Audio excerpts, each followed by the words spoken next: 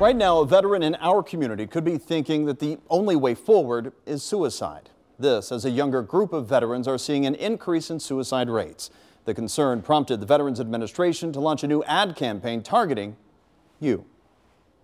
For me, it hits home personally because I've had multiple friends who have considered suicide. Jesse Neek is an Army veteran and heads up the local chapter of 22 Until None, an organization with a mission, as the title suggests, to bring the average of 22 veteran suicides per day down to 0. It should be shocking to everyone, because if you said 22, there were 22 car accidents that happened right out in front of this building every day, you would say it would be a major story. There's a huge issue here. Right. What do we do to fix this? He has a good point, because this is tragic and we do need a call to action. It's the 10th leading cause of death in the nation, and we must do something about it because it is preventable. Dr. Keita Franklin is the Executive Director of Suicide Prevention for the Veteran Administration.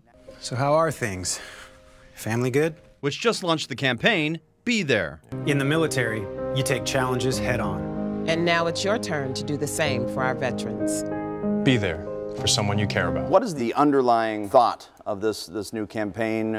Why is there such a need to start a new campaign when there are already other campaigns underway? The Be There campaign is really about making sure that everybody recognizes that there's something that we can all do to prevent veteran suicide. The campaign calls on everyone to recognize the signs and reach out with a lifeline. It's important for people that live in communities across the nation to know how many veterans live in their community. Do they have veterans as their neighbors?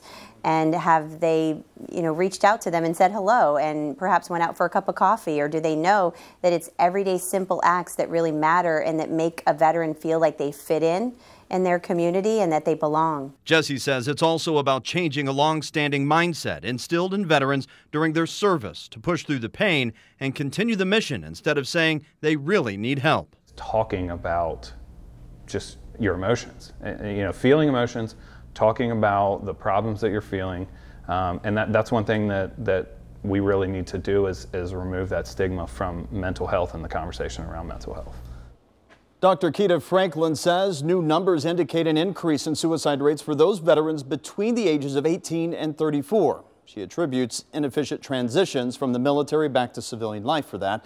And by the way, I've posted the 22 Until None information on my Facebook page, McKee-WCPO. I've also posted a link to the podcast where you can hear much more, an extended version and conversation on this topic. And if you ever have a veteran-related story in your community you'd like us to cover, email homefront@wcpo.com.